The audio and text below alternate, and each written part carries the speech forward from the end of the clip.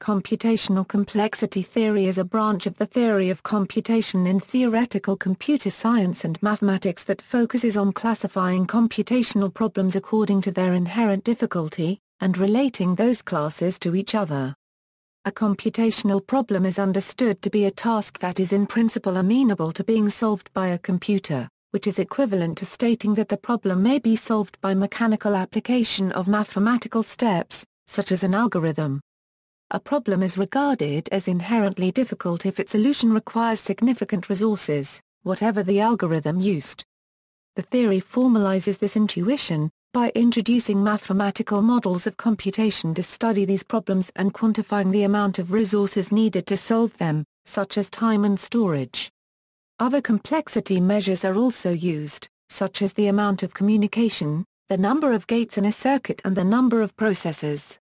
One of the roles of computational complexity theory is to determine the practical limits on what computers can and cannot do. Closely related fields in theoretical computer science are analysis of algorithms and computability theory. A key distinction between analysis of algorithms and computational complexity theory is that the former is devoted to analyzing the amount of resources needed by a particular algorithm to solve a problem, whereas the latter asks a more general question about all possible algorithms that could be used to solve the same problem. More precisely, it tries to classify problems that can or cannot be solved with appropriately restricted resources.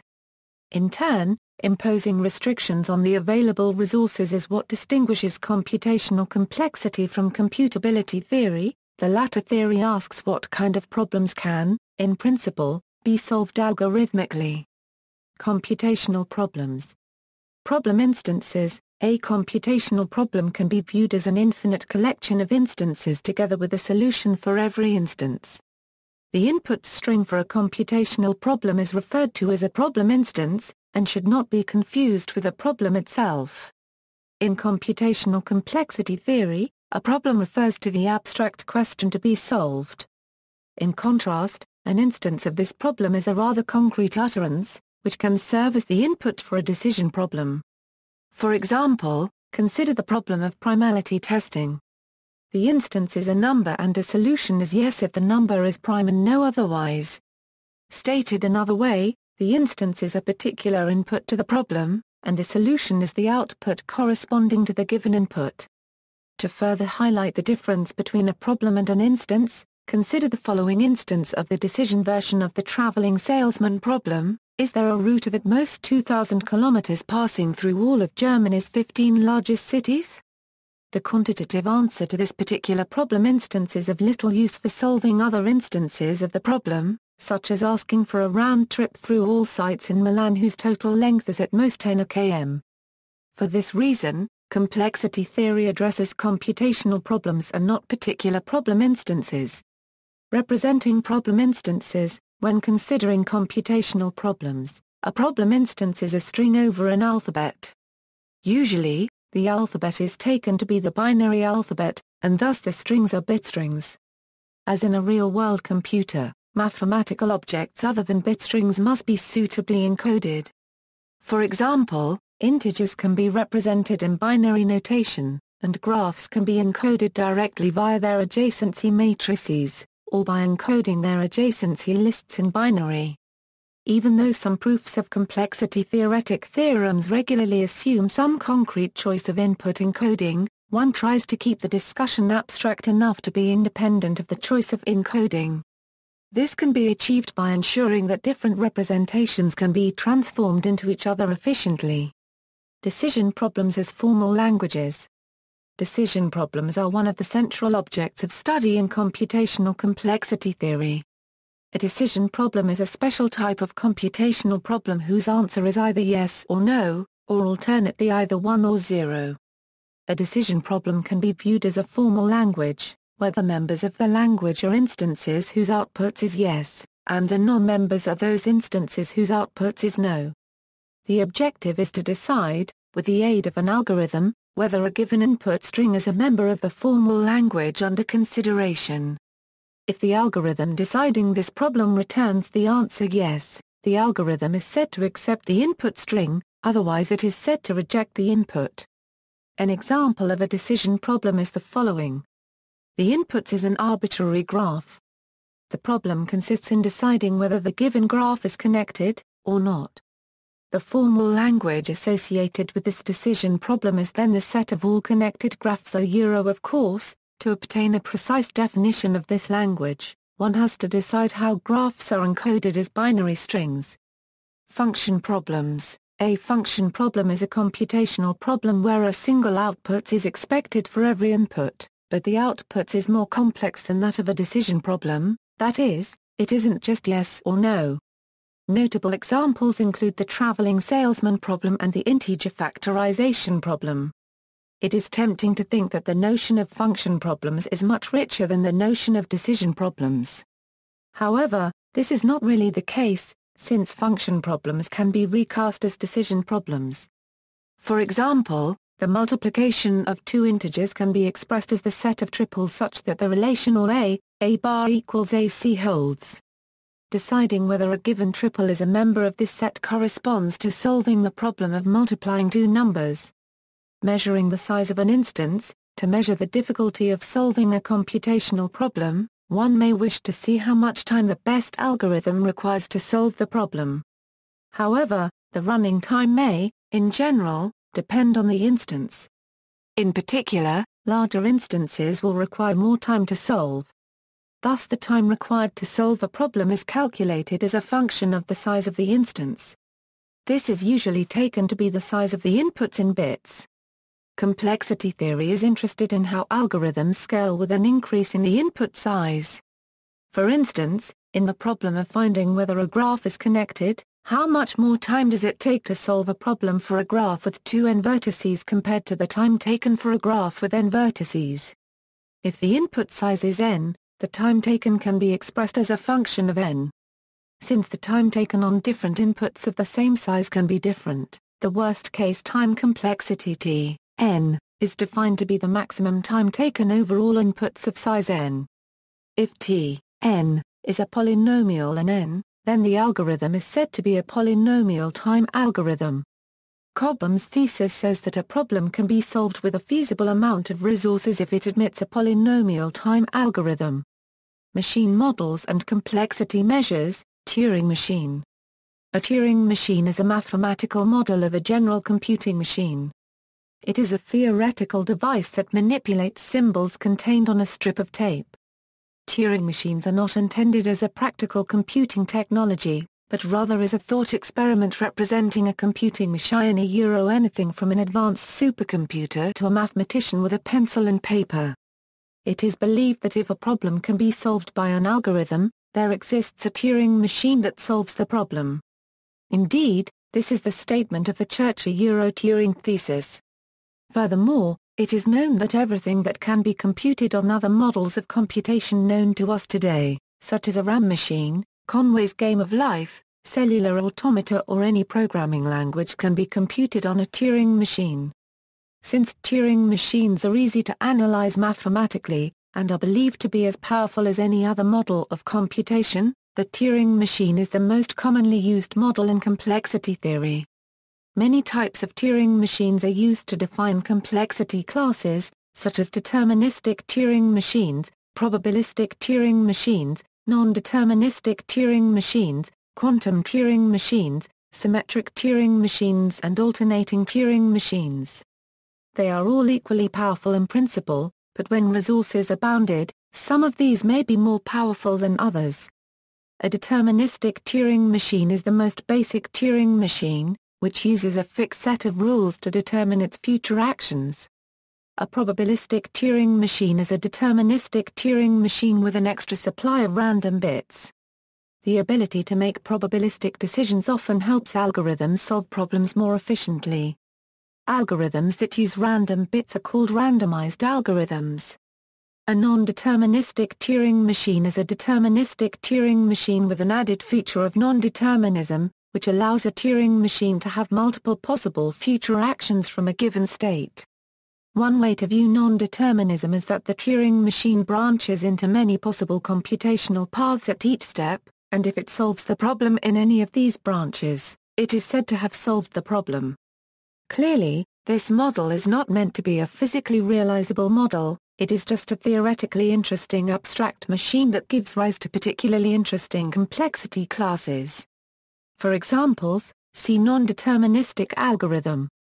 Other machine models. Many machine models different from the standard multi-tape Turing machines have been proposed in the literature, for example random access machines. Perhaps surprisingly, each of these models can be converted to another without providing any extra computational power. The time and memory consumption of these alternate models may vary. What all these models have in common is that the machines operate deterministically. However, some computational problems are easier to analyze in terms of more unusual resources. For example, a non-deterministic Turing machine is a computational model that is allowed to branch out to check many different possibilities at once. The non-deterministic Turing machine has very little to do with how we physically want to compute algorithms, but its branching exactly captures many of the mathematical models we want to analyze. So that non-deterministic time is a very important resource in analyzing computational problems. Complexity measures. For a precise definition of what it means to solve a problem using a given amount of time and space, a computational model such as the deterministic Turing machine is used. The time required by a deterministic Turing machine M on input X is the total number of state transitions, or steps, the machine makes before it halts and outputs the answer. A Turing machine M is said to operate within time f, n, if the time required by M on each input of length n is at most f, n. A decision problem A can be solved in time f, n, if there exists a Turing machine operating in time f, n, that solves the problem. Since complexity theory is interested in classifying problems based on their difficulty, one defines sets of problems based on some criteria. For instance, the set of problems solvable within time f, n, on a deterministic Turing machine is then denoted by dTime, f, n. Analogous definitions can be made for space requirements. Although time and space are the most well-known complexity resources, any complexity measure can be viewed as a computational resource. Complexity measures are very generally defined by the Bloom complexity axioms. Other complexity measures used in complexity theory include communication complexity, circuit complexity, and decision tree complexity. The complexity of an algorithm is often expressed using big O notation. Best, worst and average case complexity. The best, worst and average case complexity refer to three different ways of measuring the time complexity of different inputs of the same size. Since some inputs of size n may be faster to solve than others, we define the following complexities. Best case complexity, this is the complexity of solving the problem for the best input of size n. Worst case complexity, this is the complexity of solving the problem for the worst input of size n. Average case complexity, this is the complexity of solving the problem on an average. This complexity is only defined with respect to a probability distribution over the inputs. For instance, if all inputs of the same size are assumed to be equally likely to appear, the average case complexity can be defined with respect to the uniform distribution over all inputs of size n. For example, consider the deterministic sorting algorithm Quicksort. This solves the problem of sorting a list of integers that is given as the input. The worst case is when the inputs is sorted or sorted in reverse order, and the algorithm takes time O, n2, for this case. If we assume that all possible permutations of the input list are equally likely, the average time taken for sorting is O, n log n. The best case occurs when each pivoting divides the list in half, also needing O, n log n, time. Upper and lower bounds on the complexity of problems. To classify the computation time, one is interested in proving upper and lower bounds on the minimum amount of time required by the most efficient algorithm solving a given problem. The complexity of an algorithm is usually taken to be its worst case complexity, unless specified otherwise. Analyzing a particular algorithm falls under the field of analysis of algorithms. To show an upper bound T, n, on the time complexity of a problem, one needs to show only that there is a particular algorithm with running time at most T, n. However, proving lower bounds is much more difficult, since lower bounds make a statement about all possible algorithms that solve a given problem. The phrase all possible algorithms includes not just the algorithms known today, but any algorithm that might be discovered in the future. To show a lower bound of T, n, for a problem requires showing that no algorithm can have time complexity lower than T, n. Upper and lower bounds are usually stated using the big O notation, which hides constant factors and smaller terms. This makes the bounds independent of the specific details of the computational model used. For instance, if T, n, a equals a7n2 a plus a15 r plus a40, in big O notation one would write T, n, a equals n0, n2. Complexity classes. Defining complexity classes, a complexity class is a set of problems of related complexity. Simpler complexity classes are defined by the following factors: the type of computational problem. The most commonly used problems are decision problems. However, complexity classes can be defined based on function problems, counting problems, optimization problems, promise problems, etc. The model of computation. The most common model of computation is the deterministic Turing machine, but many complexity classes are based on non-deterministic Turing machines, Boolean circuits, quantum Turing machines, monotone circuits, etc. The resource that are being bounded and the bounds, these two properties are usually stated together, such as polynomial time, logarithmic space, constant depth, etc. Of course, some complexity classes have complex definitions that do not fit into this framework. Thus, a typical complexity class has a definition like the following: the set of decision problems solvable by a deterministic Turing machine within time f, n. But bounding the computation time above by some concrete function f, n, often yields complexity classes that depend on the chosen machine model. For instance, the language XXX is any binary string can be solved in linear time on a multi-tape Turing machine, but necessarily requires quadratic time in the model of single-tape Turing machines. If we allow polynomial variations in running time, Cobham-Edmonds' thesis states that the time complexities in any two reasonable and general models of computation are polynomially related.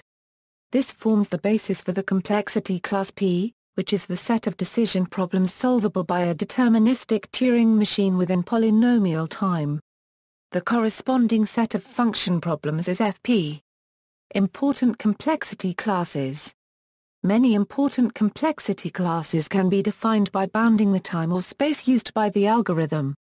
Some important complexity classes of decision problems defined in this manner are the following. It turns out that PSPAC equals NP space and XP space equals NEXP space by Savic's theorem. Other important complexity classes include BPP, ZPP and RP, which are defined using probabilistic Turing machines. AC and NC, which are defined using Boolean circuits, and BQP and QMA, which are defined using quantum Turing machines. P is an important complexity class of counting problems. Classes like IP and AM are defined using interactive proof systems. All is the class of all decision problems. Hierarchy theorems. For the complexity classes defined in this way, it is desirable to prove that relaxing the requirements on computation time indeed defines a bigger set of problems. In particular, although DTIME, n, is contained in DTIME, n2, it would be interesting to know if the inclusion is strict. For time and space requirements, the answer to such questions is given by the time and space hierarchy theorems respectively. They are called hierarchy theorems because they induce a proper hierarchy on the classes defined by constraining the respective resources. Thus there are pairs of complexity classes such that one is properly included in the other. Having deduced such proper set inclusions, we can proceed to make quantitative statements about how much more additional time or space is needed in order to increase the number of problems that can be solved. More precisely, the time hierarchy theorem states that. The space hierarchy theorem states that. The time and space hierarchy theorems form the basis for most separation results of complexity classes. For instance, The time hierarchy theorem tells us that P is strictly contained in X time, and the space hierarchy theorem tells us that L is strictly contained in PSPACE. Reduction. Many complexity classes are defined using the concept of a reduction. A reduction is a transformation of one problem into another problem. It captures the informal notion of a problem being at least as difficult as another problem. For instance, if a problem X can be solved using an algorithm for Y, X is no more difficult than Y, and we say that X reduces to Y. There are many different types of reductions, based on the method of reduction, such as Cook reductions, Karp reductions and Levin reductions, and the bound on the complexity of reductions, such as polynomial time reductions or log space reductions. The most commonly used reduction is a polynomial time reduction. This means that the reduction process takes polynomial time. For example, the problem of squaring an integer can be reduced to the problem of multiplying two integers. This means an algorithm for multiplying two integers can be used to square an integer. Indeed, this can be done by giving the same input to both inputs of the multiplication algorithm. Thus we see that squaring is not more difficult than multiplication, since squaring can be reduced to multiplication. This motivates the concept of a problem being hard for a complexity class. A problem X is hard for a class of problems C if every problem in C can be reduced to X. Thus no problem in C is harder than X, since an algorithm for X allows us to solve any problem in C. Of course, the notion of hard problems depends on the type of reduction being used. For complexity classes larger than P, polynomial time reductions are commonly used. In particular, the set of problems that are hard for NP is the set of NP hard problems. If a problem X is in C and hard for C, then X is said to be complete for C. This means that X is the hardest problem in C. Thus the class of NP complete problems contains the most difficult problems in NP, in the sense that they are the ones most likely not to be in P. Because the problem par equals the NP is not solved, being able to reduce a known NP-complete problem, I2, to another problem, I1, would indicate that there is no known polynomial time solution for I1. This is because a polynomial time solution to I1 would yield a polynomial time solution to I2. Similarly, because all NP problems can be reduced to the set, finding an NP-complete problem that can be solved in polynomial time would mean that par equals the NP. Important open problems. P versus NP problem. The complexity class P is often seen as a mathematical abstraction modeling those computational tasks that admit an efficient algorithm. This hypothesis is called the Cobham-Edmonds thesis. The complexity class NP, on the other hand, contains many problems that people would like to solve efficiently, but for which no efficient algorithm is known, such as the Boolean satisfiability problem, the Hamiltonian path problem and the vertex cover problem. Since deterministic Turing machines are special non-deterministic Turing machines, it is easily observed that each problem in P is also member of the class NP. The question of whether P equals NP is one of the most important open questions in theoretical computer science because of the wide implications of a solution. If the answer is yes, many important problems can be shown to have more efficient solutions. These include various types of integer programming problems in operations research, many problems in logistics, protein structure prediction and biology, and the ability to find formal proofs of pure mathematics theorems. The P versus NP problem is one of the Millennium Prize problems proposed by the Clay Mathematics Institute. There is a $1 million prize for resolving the problem. Problems in NP not known to be NP or NP complete. It was shown by Ladner that if P a permel NP, then there exist problems in NP that are neither NP nor NP complete. Such problems are called NP intermediate problems. The graph isomorphism problem, the discrete logarithm problem and the integer factorization problem are examples of problems believed to be NP intermediate. They are some of the very few NP problems not known to be NP or to be NP complete. The graph isomorphism problem is the computational problem of determining whether two finite graphs are isomorphic. An important unsolved problem in complexity theory is whether the graph isomorphism problem is NP, NP complete, or NP intermediate. The answer is not known, but it is believed that the problem is at least not NP complete. If graph isomorphism is NP complete, the polynomial time hierarchy collapses to its second level. Since it is widely believed that the polynomial hierarchy does not collapse to any finite level, it is believed that graph isomorphism is not NP complete. The best algorithm for this problem, due to Laszlo Babay and Eugene Lux, is runtime 2O, and log n for graphs with n vertices. The integer factorization problem is the computational problem of determining the prime factorization of a given integer. Phrased as a decision problem, it is the problem of deciding whether the input has a factor less than k. No efficient integer factorization algorithm is known, and this fact forms the basis of several modern cryptographic systems, such as the RSA algorithm. The integer factorization problem is in NP and in co-NP. If the problem is NP complete, the polynomial time hierarchy will collapse to its first level. The best-known algorithm for integer factorization is the general number field sieve, which takes time O, 643, and log 2, 13, to factor an n-bit integer. However, the best-known quantum algorithm for this problem, Shor's algorithm, does run in polynomial time. Unfortunately, this fact doesn't say much about where the problem lies with respect to non-quantum complexity classes. Separations between other complexity classes. Many known complexity classes are suspected to be unequal, but this has not been proved. For instance, P-N-P-P-P-S-P-A-C-E, but it is possible that P equals P-S-P-A-C-E. If P is not equal to NP, then P is not equal to P-S-P-A-C-E either. Since there are many known complexity classes between P and P-S-P-A-C-E, such as RP, BPP, PP, BQP, MA, PH, etc., it is possible that all these complexity classes collapse to one class. Proving that any of these classes are unequal would be a major breakthrough in complexity theory. Along the same lines, co-NP is the class containing the complement problems of NP problems. It is believed that NP is not equal to co-NP. However, it has not yet been proven. It has been shown that if these two complexity classes are not equal, then P is not equal to NP.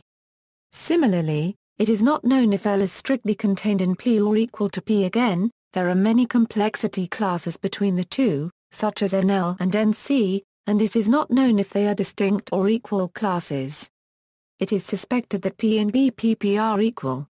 However, it is currently open if BPP equals NEXP.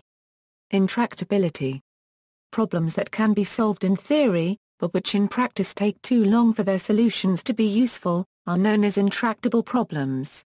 In complexity theory, problems that lack polynomial time solutions are considered to be intractable for more than the smallest inputs. In fact, the Cobham-Edmonds thesis states that only those problems that can be solved in polynomial time can be feasibly computed on some computational device. Problems that are known to be intractable in this sense include those that are exp-time hard. If NP is not the same as P, then the NP-complete problems are also intractable in this sense. To see why exponential time algorithms might be unusable in practice, consider a program that makes 2n operations before halting. For small n, say 100, and assuming for the sake of example that the computer does 10-12 operations each second, the program would run for about 4 10 years, which is the same order of magnitude as the age of the universe. Even with a much faster computer, the program would only be useful for very small instances, and in that sense the intractability of a problem is somewhat independent of technological progress. Nevertheless, a polynomial time algorithm is not always practical. If its running time is, say, n15, it is unreasonable to consider it efficient, and it is still useless except on small instances. What intractability means in practice is open to debate. Saying that a problem is not in P does not imply that all large cases of the problem are hard, or even that most of them are. For example, the decision problem in Presburger arithmetic has been shown not to be NP, yet algorithms have been written that solve the problem in reasonable times in most cases. Similarly, algorithms can solve the NP-complete knapsack problem over a wide range of sizes in less than quadratic time, and SAT solvers routinely handle large instances of the NP-complete Boolean satisfiability problem. History. An early example of algorithm complexity analysis is the running time analysis of the Euclidean algorithm done by Gabriel Lama, copyright in 1844. Before the actual research explicitly devoted to the complexity of algorithmic problems started off, numerous foundations were laid out by various researchers. Most influential among these was the definition of Turing machines by Alan Turing in 1936, which turned out to be a very robust and flexible simplification of a computer. Fortnow and Homer date the beginning of systematic studies in computational complexity to the seminal paper on the computational complexity of algorithms by Juris Hartmanis and Richard Stearns, which laid out the definitions of time and space complexity and proved the hierarchy theorems. Also, in 1965, Edmonds defined a good algorithm as one with running time bounded by a polynomial of the input size. According to Fortnow and Homer, earlier papers studying problems solvable by Turing machines with specific bounded resources include John Miles' definition of linear bounded automata, Raymond Smullyan's study of rudimentary sets, as well as Haizar Yamada's paper on real-time computations. Somewhat earlier, Boris Trachtenbrot, a pioneer in the field from the USSR, studied another specific complexity measure. As he remembers, however, my initial interest in automata theory was increasingly set aside in favor of computational complexity, an exciting fusion of combinatorial methods, inherited from switching theory, with the conceptual arsenal of the theory of algorithms. These ideas had occurred to me earlier in 1955 when I coined the term signalizing function, which is nowadays commonly known as complexity measure. In 1967, Manuel Blum developed an axiomatic complexity theory based on his axioms and proved an important result, the so-called speed-up theorem. The field really began to flourish in 1971 when the U.S. researchers Stephen Cook and, working independently, Leonid Levin in the USSR, proved that there exist practically relevant problems that are NP-complete. In 1972, Richard Karp took this idea a leap forward with his landmark paper, Reducibility Among Combinatorial Problems, in which he showed that 21 diverse combinatorial and graph-theoretical problems, each infamous for its computational intractability, are NP-complete. See also. References. Textbooks, Aurora, Suniev. Barak, Boaz, Computational Complexity, A Modern Approach, Cambridge, ISBN A978-0-521-42426-4, ZBLA 1193.681120. Downey, Rod. Fellows, Michael, Parameterized Complexity, Berlin, New York, Springer Verlage, Du, Dingtsu. Co. Kerr I, Theory of Computational Complexity, John Wiley & Sons, ISBN A978-0-471-34506-0. Goldreich, Oded, Computational Complexity, A Conceptual Perspective, Cambridge University Press. Van Leeuwen, Jan, ed., Handbook of Theoretical Computer Science, Algorithms and Complexity, MIT Press. ISBN A978-0-444-88071-0. Papademetria, Christos, Computational Complexity, Addison Wesley, ISBN A0-201-53082-1. Sipser. Michael, Introduction to the Theory of Computation, USA, Thomson Course Technology. ISBN A0-534-95097-3. Gary, Michael R. Johnson, David S., Computers and Intractability, A Guide to the Theory of NP-Completeness, W. H. Freeman, ISBN A0-7167-1045-5. Surveys, Khalil, Haytham. Ullery, Dana, A Review of Current Studies on Complexity of Algorithms for Partial Differential Equations, ACM 76 Proceedings of the 1976 Annual Conference, PA 197, doi, 10.1145/800191.8055573. Cook, Stephen, An Overview of Computational Complexity, Common. ACM 26, 400 Euro 408, doi, 10.1145/358,141.358144, ISNA 0001-0782. Fortnow, Lance.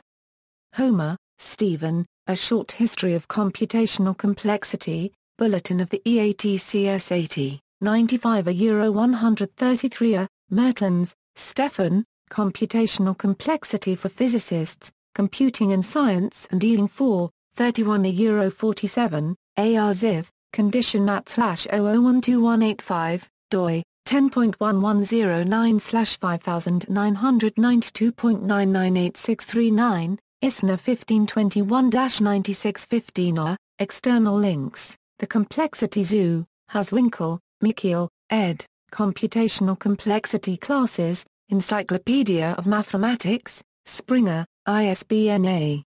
978-1-55608-010-4A.